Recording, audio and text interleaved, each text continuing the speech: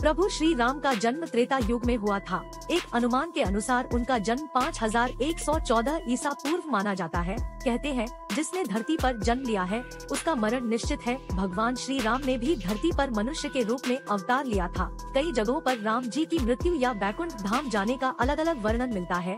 भगवान राम की मृत्यु के बारे में जो कथाएं मिलती हैं, उनमें से कुछ कथाएं इस प्रकार है।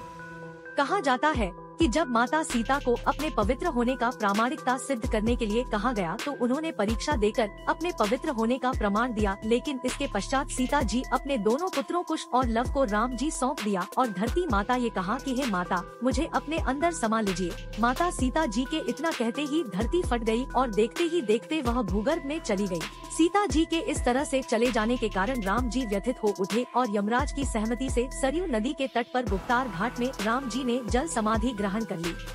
राम जी की मृत्यु के बारे में एक अन्य कथा भी मिलती है, जिसके अनुसार हनुमान जी की अयोध्या में अनुपस्थिति के समय यमदेव ने नगर में प्रवेश किया और संत का रूप धारण कर वे राम जी पास उनके महल में गए। संत वेश धारण किए हुए यमदेव ने श्री राम से कहा कि हम दोनों के बीच की वार्ता गुप्त रहेगी। वे राम से एकांत में बात करना चाहते थे। यमराज जी ने राम जी के सामने यह शर्त रखी कि यदि हमारे वार्तालाप करत समय हमारे बीच कोई आया तो द्वारपाल को मृत्युदंड मिलेगा। राम ने वचन दे दिया, लेकिन उस समय हनुमान जी वहाँ उपस्थित नहीं थे, जिसके कारण लक्ष्मण जी को द्वारपाल बनाकर खड़ा किया गया। जिसके बाद यमदेव अपने असली रूप में आ गए और राम जी से कहा, प्रभु अब आपको अपने लोक लौटना होगा। धरती लोक पर आपका जीवन पूर्ण हो चुका है। अभी वार्तालाप चल ही रही थी। ऋषि दुर्वासा वहां पधारे और लक्ष्मण से द्वार के भीतर अंदर जाने की हट करने लगे। उन्होंने लक्ष्मण से कहा कि यदि वे उन्हें अंदर नहीं जाने देंगे तो वे श्री राम को श्राप दे देंगे। लक्ष्मण जी दुर्वासा के क्रोध से भलीभांति परिचित थे। वे अब दुविधा में आ गए। आज्ञा का उल्लंघन करके ऋषि को अंदर जाने देते हैं तो मृत्युदंड मिलेगा, और अगर वे दुर्वासा को अंदर प्रवेश नहीं करने देते हैं तो ऐसे में प्रभु राम को श्राप दे देंगे और अपने प्राणों की चिंता न करते हुए दुर्वासा को अंदर जाने की अनुमति दे दी।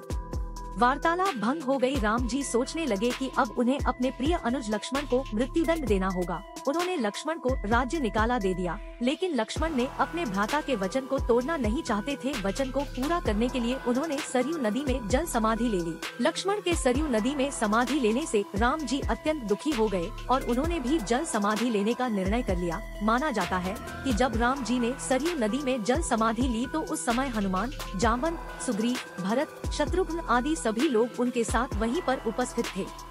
अगर वीडियो पसंद आई हो तो लाइक, शेयर और सब्सक्राइब।